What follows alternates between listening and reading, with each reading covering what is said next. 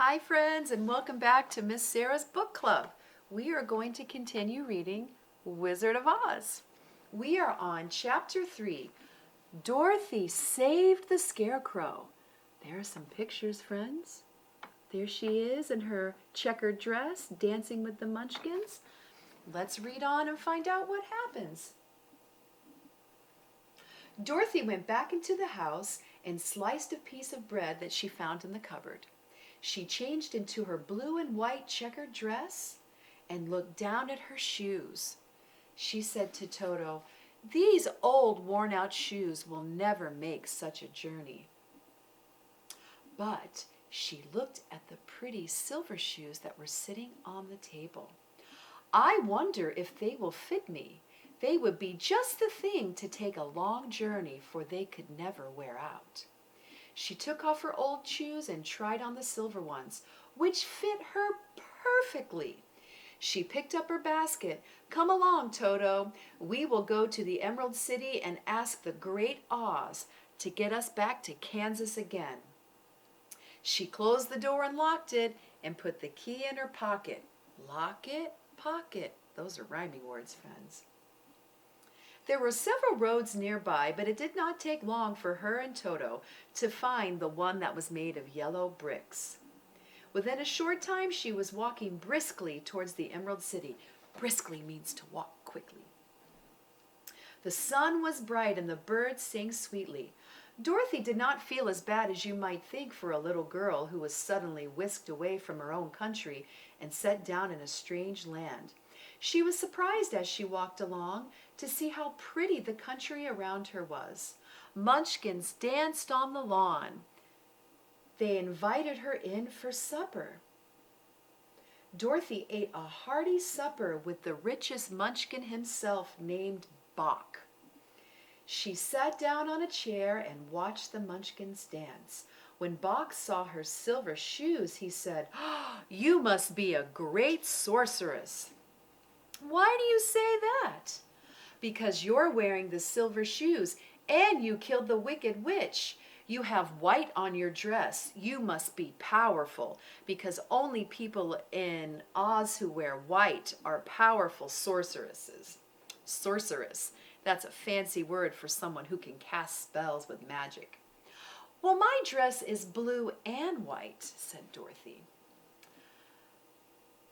"It is kind of you to wear blue and white, because blue is the color of the Munchkins and white is the color of good magic." Dorothy did not know what to think about all of this. The people seemed to think that she was a witch, but she knew that she was only an ordinary little girl who had come by chance in a cyclone to this strange land. Ordinary means plain or regular, nothing extra special. When she was tired of watching all the dancing, Bock led her into the house, and she took a long sleep on a soft bed, and Toto curled up on a blue rug beside her. In the morning, they fed her a hearty breakfast and sent her on her way. "How far is it to the Emerald City?" asked Dorothy. "I don't know, but it's very far. I have never been. It will take you many days' journey to get there. It's better to stay away from Oz unless you have business with him. You must pass through rough and dangerous places before you reach the end of your journey." Wow, friends. She has to go through rough and dangerous places on her journey. I hope she can bring some friends along with her to help her along the way and keep her company. This worried Dorothy a little, but she knew only the Great Oz could help her get to Kansas again. She said goodbye and headed down the yellow brick road. Soon she came upon a cornfield that was guarded by a great scarecrow. Dorothy climbed up on the fence and leaned her chin upon her hand. The scarecrow's head was small and stuffed with straw. He had eyes, nose, and a mouth painted on that looked like a face. An old pointed blue hat that had belonged to a Munchkin. His clothes were worn and faded and stuffed with straw.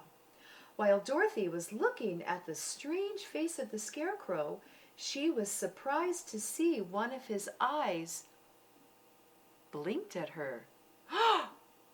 No scarecrows in Kansas had ever blinked or winked at her before. "Good day," said the Scarecrow.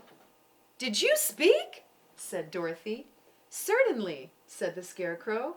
"How do you do?" "I'm pretty well, thank you. How do you do?"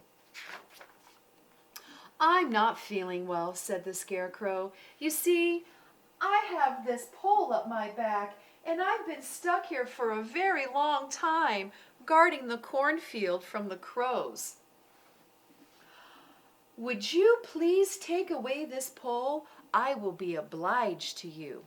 Obliged to you means that when someone does a kindness for you, you feel that you owe them gratitude or a favor in return.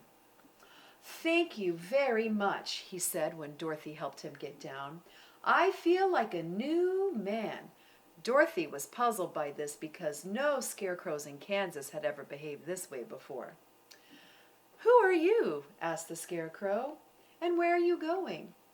"My name is Dorothy, and I'm going to the Emerald City to ask the Great Oz to send me back to Kansas. That's where I'm from." "You don't know?" "No," said the Scarecrow. "I don't know anything about the Emerald City." "Oh," he said, "I don't have any brains. My head is stuffed with straw." "Oh," said Dorothy, "I'm sorry." "Do you think," asked the Scarecrow, "if I came to the Emerald City with you, that the Oz would give me some brains?" "I don't see why not, and even if he doesn't, you won't be any worse off than you are now." "That's true," said the Scarecrow. "You see, I don't mind my arms and legs being stuffed because nothing hurts me. It doesn't matter. I can't feel it. But I don't want people to think that I'm silly because my head is stuffed with straw and I have no brains. I understand how you feel. Come with me, and I'll ask Oz if he can help you too." "Thank you," he asked. "Please let me carry your basket. I won't get tired, and I don't mind at all." "Don't mind my dog Toto," said Dorothy, as he ran around the Scarecrow in circles and barked. "I'm not afraid. He can't hurt me. But I'll tell you a secret," he continued. "There's only one thing in the world I'm afraid of." "What's that?" asked Dorothy. "The Munchkin farmer who made you?" "No," answered the Scarecrow. "A lighted match." That's the end of our chapter, friends. Why do you think the Scarecrow would be afraid of matches? Maybe it's because straw can catch on fire really easily. All right, friends, next we'll read chapter 4. I hope you're enjoying our book club. I'll see you all again very soon.